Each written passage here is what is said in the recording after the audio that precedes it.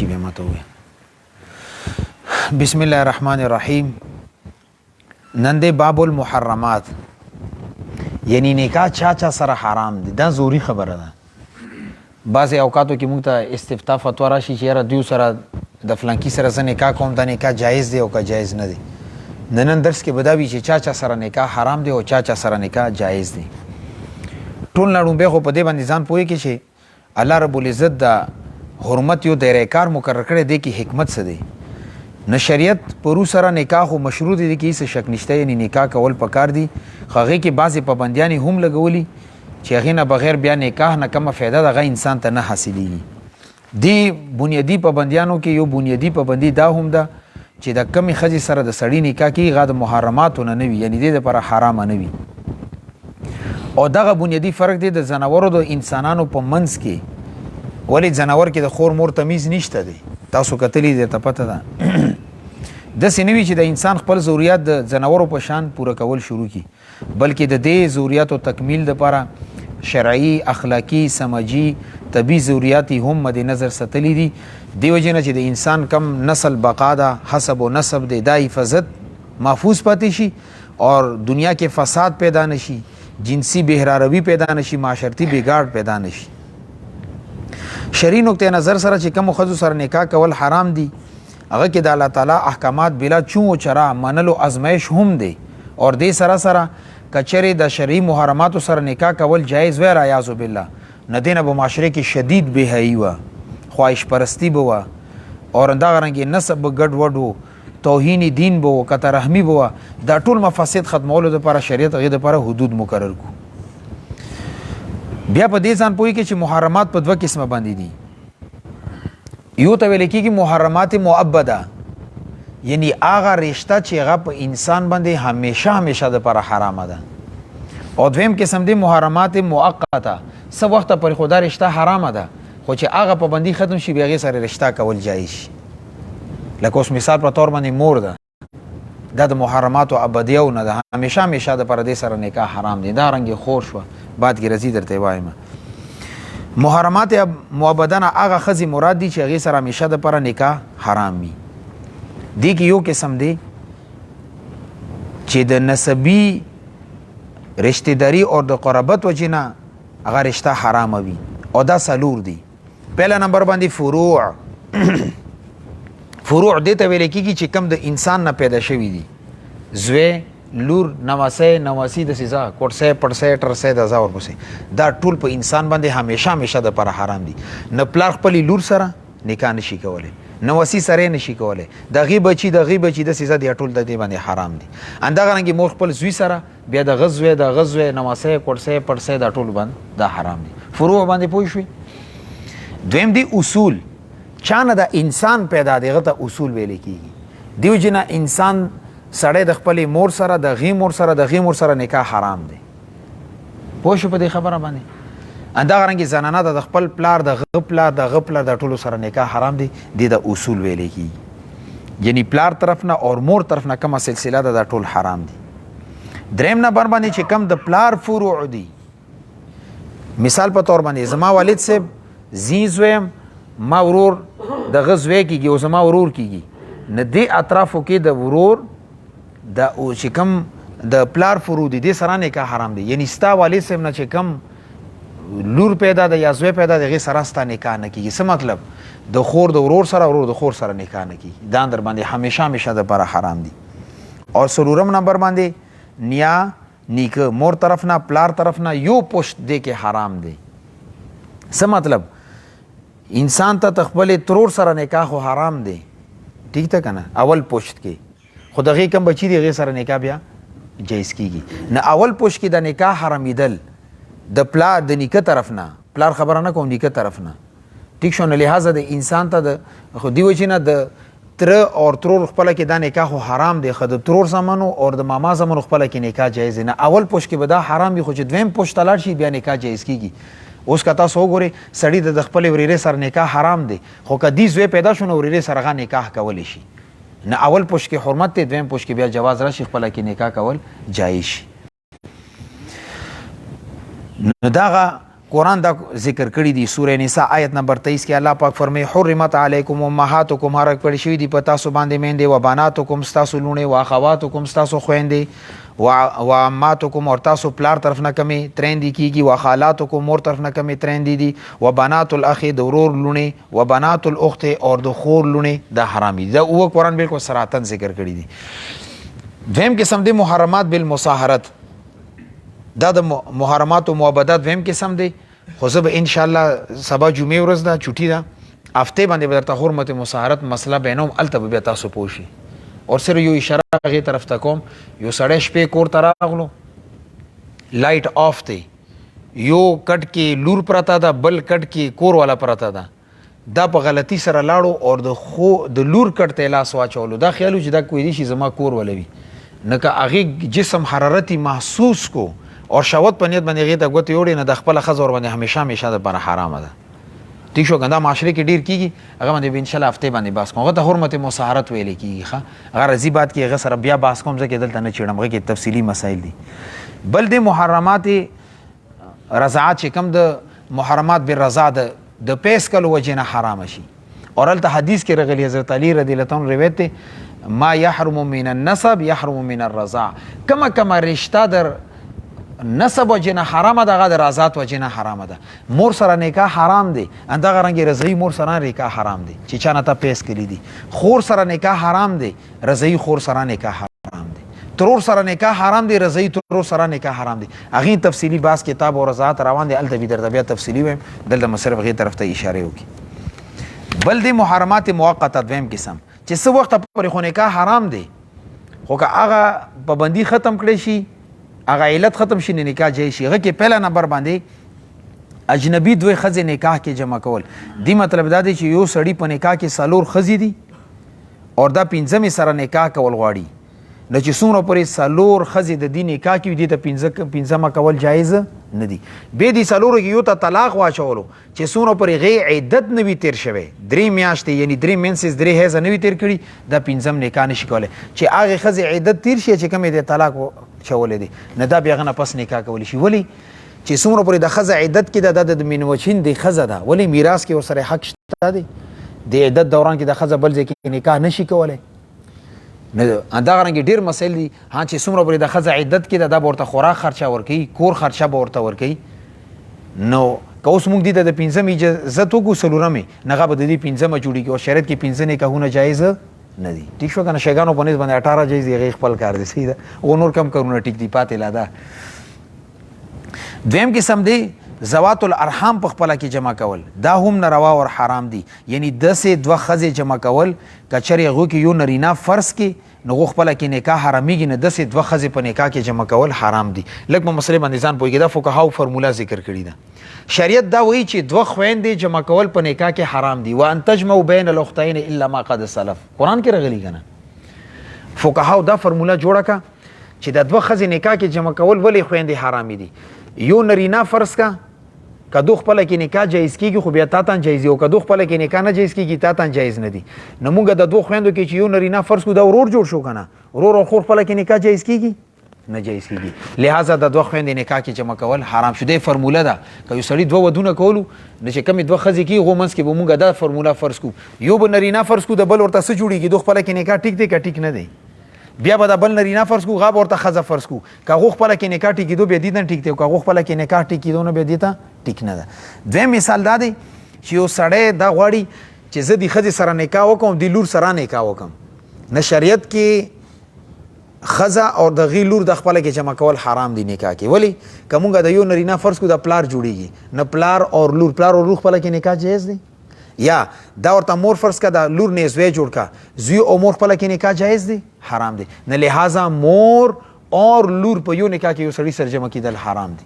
په دې فرمولې باندې پوه شوئ. دویمه وجه دا شوه نه دې وجې نه فقهاو دا لیکلي چې که څومره پورې یو ښځه سړي سره نکاح کې وي یا هغې ته طلاق واچي هغې نه پس هم چې څومره پورې ښځې عدت نه وي تېر د هغه ښځې خور کول یا ترور کول پلار طرف نه یا مور طرف نه ترور دا حرام دي. شریعت کې دا نشي کولی ټیک ده که نه. ها دې سره یوه خور واغه مړه شوه هغه عدت تیر وفات شو هغه بلې خور سره نکاح کولی شي لکه حضرت عثمان رضی الله تعالی عنہ پیغمبر علیه الصلاۃ والسلام دلونی کړي حضرت رقیہ رضی الله تعالی عنها او حضرت زینب رضی الله تعالی عنها نغه الله چې کله یو وفات شي یا یو ته طلاق واشي هغه عدت تیر شي به بلې سره نکاح کولی شي. دریم صورت دا دی چې آزاده خزا چې کله نکاح کوي نو هغه موجودی کې باندې سره نکاح کول دا نه جایز دي. یعنی یو سړی دغه آزاد خځه سره نکاح کړي دي هغه وینځ سره نکاح کې نه دا ناروا دي ولې دي کې د کما آزاد خزستان نکاح کې دا دغه بیزتی ده وینځ د وانه نکاح کې آزاد د کوله دا جایز دي خو چې آزاد خزه د نکاح کې و وینځ نشي کولای ولی وینځ اور باندې راوستل دا دغه توهین دی او شریعت وی چې نه آزاد خزه توهین بنه کوي. صحیح ده کنه. سلورمه وجه چې داسې یو ښځه چې هغې سره د بل چا حق متعلق وي نه هغې سره نکاح نشي کولی. دې نه مراد داسې ښځه ده چې هغه د بل چا په نکاح کې وي نه چې یو ښځه یو نکاح کړی دی هغې سره دویم نکاح خو ناروا دی که نه. صحیح ده که نه. یو سړی خو څلور ودونه کولی شي خو یو ښځه څلور میړونه نشي کولی خاوندان نشي کولی. مفتي محمود صاحب رحمت الله علیه د الله وبخي اسمبلی کې و همدغه مسلې باندې بحث شروع یو ښځه پاسېدله دلته شته که نه ډمې د چې کوم ازادي مارچ کوي نو عورت مارچ نو هغې مفتي صاحب نه تپوس وکړو چې مفتي صاحب یو تپوس کوم وایي تاسو شریعت ډېر عجیبه دی وایي ولې وایي یو سړي د څلور ښځو اجازه شته او د یو ښځې د څلور خاوندانو اجازت ولې نشته. مفتي محمود صاحب ډېر زیرک سړی و که نه دی علمي جواب دا دی چې یو سړی څلور ودونه وکړي نه چې کمې ښځې نه بچی پیدېږي هغه بې دا پلار وي پلار خو معلوم دی که نه نسب یې مغه نه ثابتېږي او چې یو ښځې څلور ودونه خاوندان شو نو هغې به نسب چا نه ثابتوي دغه خاوند پته لګي ځکه شریعت وایي چې یو ښځې ته یو نه زیات نکاح کول حرام دي خو هغه خو ډمه و ډمې سره بیا مغې لهجې کې خبرې کوي. نو مفتي محمود صاحب رحمت الله علیه ورته وفرمیلو چې د کم یو سړي ته د څلورو ودونو اجازت شته او یو ښځې د څلورو خاوندانو اجازت نشته د هغه چا دپاره چې کم قرآن حدیث مني او حیا او عزت نه ډکې دي. تا نه قرآن مني نه حدیث مني نه ده کې حیا شته ته څلور نه ته شپېته وکړه تا به مونږ هېڅ اعتراض نشته. پوه شو په خبره باندې. نه داسې یو ښځه چې هغه د چا نکاح کې وي هغې ته بل ځای کې نکاح کول دا حرام دي. همدغه رنګې یا ورته طلاق میلاو دی عدت کې ده بیا نکاح نشي کولی یې خاوند وفات شوی دی څلور میاشتې لفظ ورځې دا کور کې پریز کي مور د پریز وي دې ته عدت ویل کېږي دې دوران کې دا نکاح بل ځای کې نشي کولی. البته چې عدت تیر شي بل ځای کې نکاح کولی شي نه څه وخته پورې پابندي ده پابندي به ختمیږي. همدغه رنګې هغه ښځه چې هغه د نکاح وجې نه حامله وي نو هغې دپاره بل ځای کې نکاح کول جایز نه دي ولی چې د کم حمل دی کم خېټې باندې ماشوم دی د هغه ثابت النسب دی نو چې کله ثابت النسب دی هغه پلار معلوم دی بل ځای کې دې ته نکاح کول جایز نه دي. البته چې کله ماشوم پیدا شي هغه نه بعد بل ځای کې بیا واده کولی شي. دا مسله عموما داسې ځای کې پیښیږي چې یو ښځه ده په هغې ګېډې باندې ماشوم دی خاوند ورته طلاق واچولو او یا خاوند وفات شو نو اوس چې دا ماشوم کم پیدا کېږي دا به د هغه پلار نه وي چې چا طلاق چولی دی یا وفات شوی دی. نو چې ماشوم څنګه پیدا شي هغه د بعد د ښځې بل ځای کې نکاح کولی شي. دوران حمل ورباندې شریعت پابندي ولې کېښودلي دې دپاره پیغمبر علیه الصلاۃ والسلام فرمایي چې کم سړی په ورځ آخرت باندې اور الله باندې ایمان راوړي هغه به یو رحم کې اوبه نه جمع کوي دوه اوبه به نه جمع کوي. څه مطلب د دې بچي باندې به اختلاف وي دا د چا د پتې بیا نه لګي نه شریعت د نسب حفاظت دپاره دا حکم لګولی چې څومره پورې دا ماشوم پیدا نه وي دا ښځې بل ځای کې نکاح نشي کولی. دې برعکس دې باندې ځان پوه کړي که چېرې یوه زنانه د زنا وجې نه حامله ده ٹھیک شو زینې کړي ودي نشته دی او خېټې باندې ماشوم دی دې سره به څه کوي نو شریعت وایي چې داسې ښځې سره خو نکاح کول جایز دي. البته که چېرې د ښځې نکاح یو داسې خاوند سره کیږي چې هغه دې سره زنا نه وي کړي نو بیا خاوند ته د دې ښځې ته نږدې کېدل هغه وخته پورې حرام دي چې څومره پورې ماشوم پیدا شوی نه وي. په دې خبره باندې پوه شوئ. اور که مثال چا سره زنا کړي مغه سره نکاح کېږي نو فقهان دا وایي چې دغه زناکاره ښځه به مغه زنا سړي ته ځکه ورکړي چې دې د لوښې جوټه کړې دی مغه ته یې حواله کړي هغه پوه شه کاري پوه شه بیا به هغه سره نکاح وکړي. ښه چې هغه سره نکاح وکړي بیا مسله داسې ده که شپږو میاشتو یا دې د بعد ماشوم پیدا شو بیا به دا به د دې زوی وي. که شپږو میاشتو نه مخکې پیدا شو بیا به دا مور طرف ته نسبت کېږي هغه پلار طرف ته بیا نسبت نه کېږي. په دې خبره باندې تاسو پوه شوئ. دا معاشرې کې اکثر داسې کېږي. دلته نوښار کې داسې شی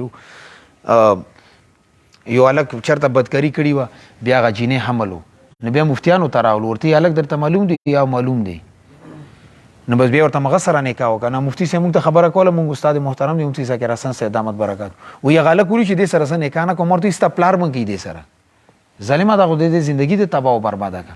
وی بیا مرته په زور مغه سره نکاح وتړل. نو دا معاشره کې کله کله داسې مسله راځي، ځکه هم درته بیان کړه. 5م نمبر باندې دا چې مشرک ښځې سره نکاح جایز نه دی. کله مسلمان شي بیا جایز دی. نه ګوره چې څومره پورې مشرک وي حرام، او چې کله مسلمان شو بیا سره نکاح کول جایز دی. اهل کتابو نه علاوه چې کومه ښځه کافره وي مشرک وي هغه سره نکاح جایز نه دی. اور دا غنګ نکاح د پر دا هم ضروری ده چې ښځه او خاوند کې دواړه یا یو مرتد نه وي. کچره ښځه او خاوند کې یو مرتد یا دواړه مرتد نو دوی خپل کې نکاح نه کیږي تر دې پورې چې کافر سره نکاح نه کیږي. ولی مرتد د پر حکم دغه دی، مرتد باندې ځان پوي کې مرتد دی ته وي چې ضرورت دین کې یو شی نه انکار وکي. اول په اسلام وي، بیا د الله ذات نه انکار وکي، یا نبوت نه انکار وکي، یا ختم نبوت نه انکار وکي، یا د صحابه کرامو نه انکار وکي. دا ټول ورکی رسي کوتاو بوتاو ټیک ده کنه. نه شریعت دی مرتد ته دا حکم کړی چې 3 ورځې به دا جیل کې بند کې، دې سره به علما میلاو کې، تبلیغ ولا به میلاو کې، صلحا به میلاو کې، مینتی ضریب ورته وږي چې اسلام کې داخل شاو چې 3 ورځو کې مسلمان نشو نو بس به سر قلم کې نه چې کړه سر قلم کې نه بیا ورته نکاح ته تړي. پوه شو به خبره باندې. ځکه مرتد ته حکم دی چې کافر سره نکاح نشي تړي. هغه 3 ورځې ژوندۍ ده، 2 ورځو کې ها بیا شریعت ورته دا ویلي چې نکاح ولې نه کی چې دا 3 ورځې دې سره مولت دي کې تا ورته نکاح وکړو. دا په د اسلام باندې سوچ په ځای باندې د خځې سوچونه کوي. نه دی وجنه د خځې نبی لري وسته چې اسلام باندې سوچو کی او کفر باندې سوچو کی چې کفر کې زما هلاکت ته او دین کې زما کمیابی ده. نغه د پورا د دین باندې کنسنټریشن ټایم میلاو شي ته فوکس پکې ور باندې اسلام کې داخليدو چانسز به ډیر زیات وي. 8 نمبر باندې آقا کا خپل وینځ سره او غلام خپل مالکی سره نکاح کول غوړي نه کیږي. البته غلام به دا کار وکي آقا چې دا وینځ به آزاد کی بیا د ور سره نکاح وکي. اندغه رنګ یو مالکه د غي ځان ته غلام اخصه دی، غلام به اول آزاد کی بیا ور سره نکاح وکي. نه دا ټیک دی. دا غلام اور وینځ دی وخت شتانه او چې کله مهدی علیه رضوان راشي او عیسی علیه السلام راشي بیا ان شاء الله د وینځ غلامان راشي. ټیک ده کنه. مونږ کتابونو کې طلباو ته زر وي ورته دا چې کله عیسی علیه السلام راشي بیا وایو. ټیک ده کنه. اوس جهاد شتانه نه چې جهاد شتانه نه وینځ او غلامان کم زنه راشي. ټیک ده. 8 قسم دي محرمات به طلاق چې یو سړی خزې ته 3 طلاق واچي. طلاق باندې بیا بحث کوم، دلته صرف د مسله درته بیانوم. یو طلاق سره خزه نه حراميږي. ٹھیک ده کنه. یعنی کدا دوباره ور سره زندگی تیرول غواړي چانس پکې شته. 2 طلاق واچي بیا چانس شته او که 3 طلاق واچولو نو به لاس وینځلې ښه سر بخوري بیا. اوس پس کوي دا خزې ته شکل طلاق ملو شو دا به 3 هزه تیر کی یعنی 3 میاشتې ټایم بیا به بل ځکه نکاح وشي او سړی سره هغه خپل رضامندي سره یا ورته طلاق واچي یا مړ شي بیا به د خزه عدت تیر کی بیا دی اول خوان تر تللی شي. د ټول پروسس ته زموږ په دې شریعت اصطلاح کې حلاله ویل کیږي. نه چې کم سره خپل خزه ته 3 طلاق واچي هغه سره تعلق ساتل ورته حرام دي. البته کغه عدت تیر کی بل ځکه نکاح وکي غا خوانو خپل شری ضرورت پوره کی غا ورته بیا طلاق واچي بیا عدت تیر کی بیا د ترشي نه بیا حلاله ده. نه ګوره سو وخت پر حرمت ته چې هغه پروسس نه تیر شي بیا پکې حلت راشي. بل ما تاسو بل ورځ ویلو نکاح موقت په باره کې چونکی نکاح نه مقصود دغه دی چې سړی زندگی پورا زندگی عفت پاک دمنی سره او اطمینان سره زندگی تیر کی. دیو جنا شریعت د نکاح کې د وخت پابندی لګول دا حرام ګرځولې دي. ډیر وخت ولې نبی 10 کاله 20 کاله 50 کاله بیا هم حرام دي. البته فقهاو د لیکلي دي چې وسړی دغه بار ملک لاړو اور غزي کې غا 10 کاله یا 15 کاله تیری خاص کر د امریکا کې یورپ کې دا مسله ده چې 15 کاله تیر کې بیا گرین کارت در کی او چې 10 کاله تیر کې بیا ریډ کارت در کی. صحیح ده. نېشنلټي اول وته پہله 15 کالو مې سہولیات ورته ورکی 10 کالو باندې ورته نېشنلټي ورکی. ناغي کې فقهاو د لیکلي دي چې یو سړی الته کې دا نکاح وکي نکاح په دینیت باندې وکي چې زه خدلته ګناه کې مبتلا کېږم یا به زنا کوم یا به سکم نغه نه پکار دی چې زه نکاح وکم. نه الته کې یو مسلمانې خزي سره نکاح وکي خو نکاح په وخت کې دا ورته ونوي چې زه پاکستان نه راغلی 15 کالو ته بیا روان یم یا 10 کالو ته بیا روان یم، بلکې الته کې نکاح وتړي مطلق. بیا چې کله 15 کاله پوره شي پاکستان ته پوخ رځي کشتیانې سوځولي دي چې بس پیسې ډېرې وګټلې پاکستان کې هم کاروبار شته نه بیا خو نه راځم. نه دې ښځې ته به دا ووایي چې ښځې زه خو ځم پاکستان ته ته سره ځې او که نه که د ښځه ورسره پاکستان ته راتله نو فبها و نعمه ډېره ښه خبره ده ښځه ځان سره پاکستان ته راولي. اور که نه راتله نه هغه ښځه خو به هلته زندګي تېرېږي که نه داسې صورت کې د هغې ته بیا طلاق واچي غځه کې بل ځای کې چا سره نکاح کړي نه دې ته بیا اختیار حاصل دی.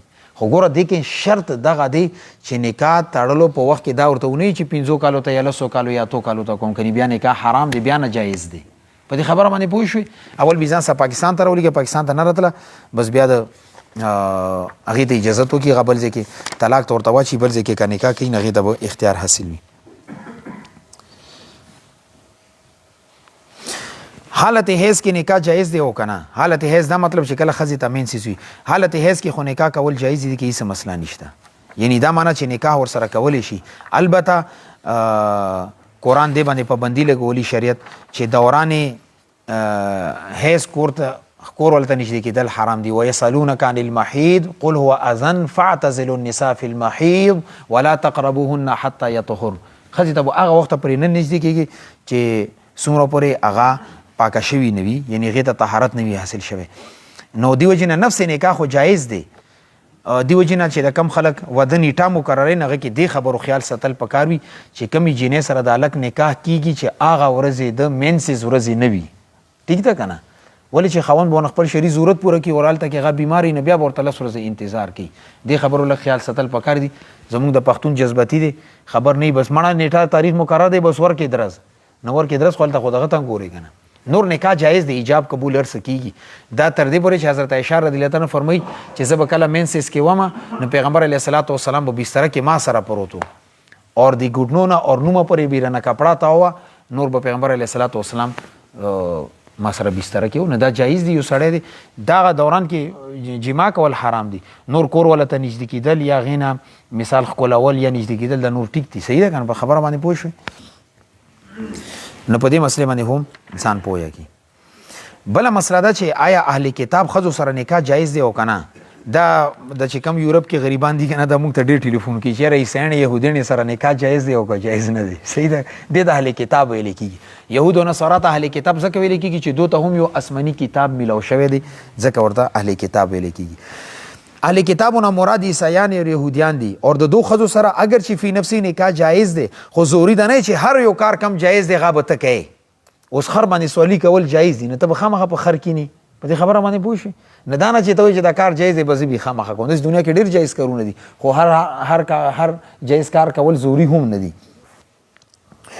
اهل کتابو سره نکاح کولو کې مفاسد دي اور بل دا چې خپل راتلونکي نسل دا خپل باندې تبکول دي خصوصا هغه اهل کتاب چې هغه حربي دي حربي دا مطلب چې یو غیر مسلم ممالکو کې هغه پخه پتی کیږي نغې سره علامه شامي رحمت الله علیه لیکلي چې دا نکاح مکروه تحریمي دی او داسې ډېر شته دي زه کسان پیژنم چې یورپ کې 10-12 سال تیر کړي دي بیا پاکستان ته راغلی دی نني ښځه شته نه بچي شته ولې هلته کې اهل کتابو سره نکاح کړي هغه نه بچي ایثار کي ولې دغو مذهب کې خدا د یهودیانو مذهب کې که نه چې دا بچي به د مور رسیږي لکه څنګه د ستاسو د لیډرانو والا ډېر شته دي نومونه نه اخلم صحیح ده که نه بچي یورپ کې پراته دي یهودیانو سره مغوی ټول پرورش کوي نو هغو مسلک دغه دی کتاب دغه دی چې یهودیانه ښځې ته موږ شریعت کې دا دی په اسلام کې چې کله ښځې او خاوند منځ کې جدایي راشي نه اولاد د پلار رسیږي صحیح ده که نه اور هغو مذهب کې دا چې د مور رسیږي نه بس بچي مغزي بیا پاتې شي نه بچو نه لاس وینځل دي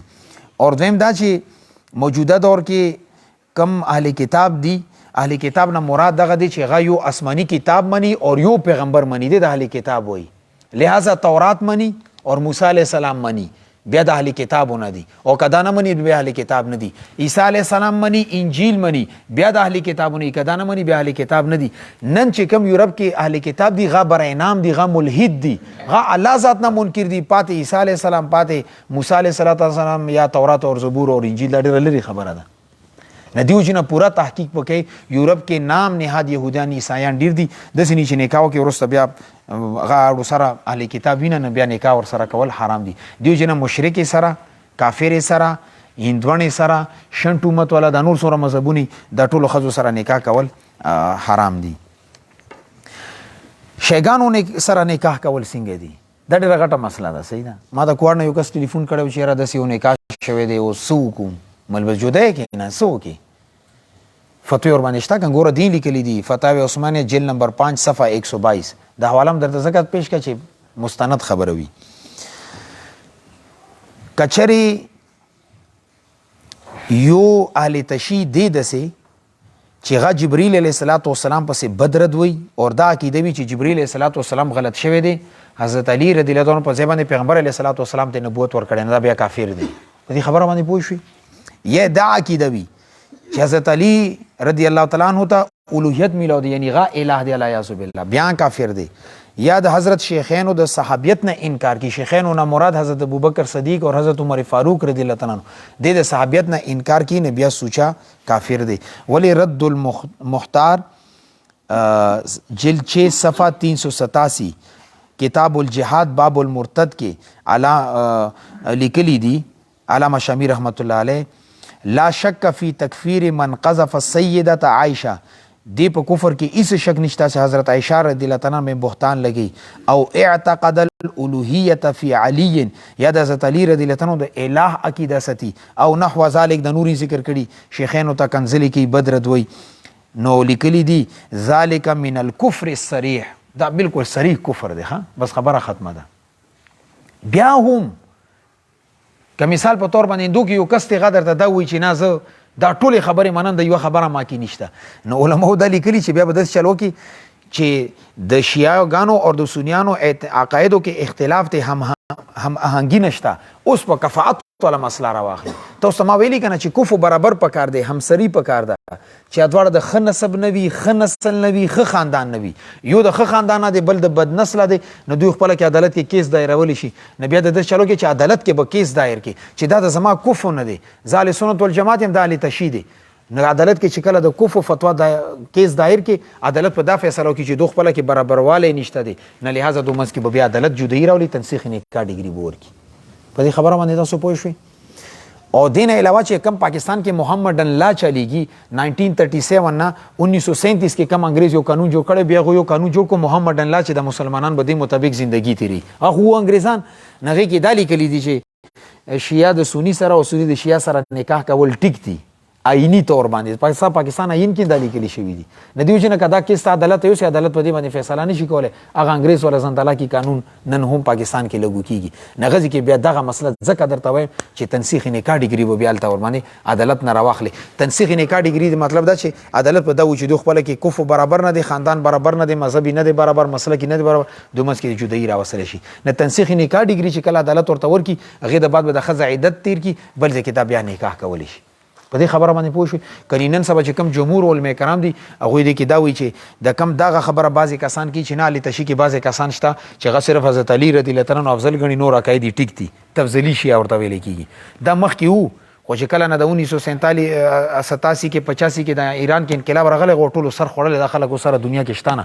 اوس چې کم دي د ټول کفري عقاید دي، قرآن نه مني، دوی چې زمونږ کم قرآن دی یا دنیا کې نه دی راغلی. مورتوی چرته دی؟ و ایران کې یو غر دی، غزي کې امام غیب سره دی، غا چې کله روزي به روباسي. مورتوی امام غیب کم غر کې دی، وای دومره یو سوړه د غینه بروزي، دومره سوړه نه بدو امام روباسي ښه. او بیا ورته چې کم کتاب راوړي غا څومره دی؟ وای غا اویا غزا دی. سو غزا دی؟